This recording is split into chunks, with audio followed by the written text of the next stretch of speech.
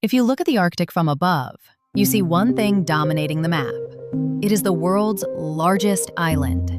It holds enough ice to raise global sea levels by 7 meters. And for decades, it has been seen as a quiet, frozen outpost on the edge of the world. But in August 2019, that quiet outpost sparked a diplomatic crisis. Reports leaked that the United States was looking into purchasing Greenland from Denmark. The immediate reaction was ridicule. It sounded like a joke or a relic of 19th century imperialism. Denmark's prime minister called the idea absurd. In return, the US president canceled a state visit, and the news cycle moved on. But the laughter obscured a very serious reality. The United States wasn't joking. They had legitimate strategic reasons to want the island, and historically, buying territory is exactly how superpowers grow. The real story here isn't that the US wanted to buy Greenland. It's that Denmark literally could not sell it. To understand why, we have to look past the headlines and into a specific shift in international law, one that transformed Greenland from a piece of property into a political impossibility. First, let's understand its importance. Greenland looks empty on the surface, but beneath the ice, it is incredibly rich in rare earth minerals, the kind used in everything from fighter jets to iPhones. More importantly, it sits right here. As the Arctic ice melts, this region is becoming the world's newest trade route. Controlling Greenland means controlling the gateway to the Arctic. That is why powerful countries circle it. But to buy it, you need a seller. And that is where the history gets complicated. Greenland's ownership has always been messy. It starts with Norse settlers in the 10th century by Eric the Red, followed by a reassertion of control by Denmark-Norway alliance in the 1700s. When Denmark and Norway split in 1814, Denmark kept the overseas territories, Iceland, the Faroe Islands, and Greenland.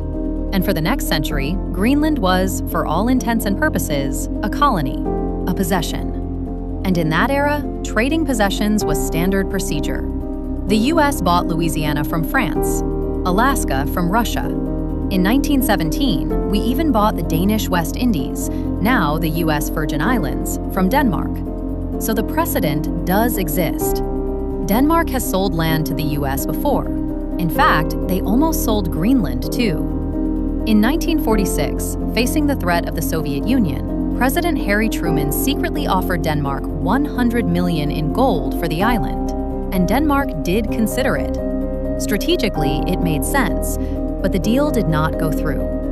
That moment in 1946 was the last time a sale was theoretically possible, because immediately after, the geopolitical operating system changed. The post-World War II era brought the United Nations and a push for decolonization. The world stopped viewing inhabited lands as territory to be traded and started viewing them as populations with rights. Greenland wasn't just a strategic rock. It was home to 56,000 people, mostly Inuit, who were demanding a say in their own future.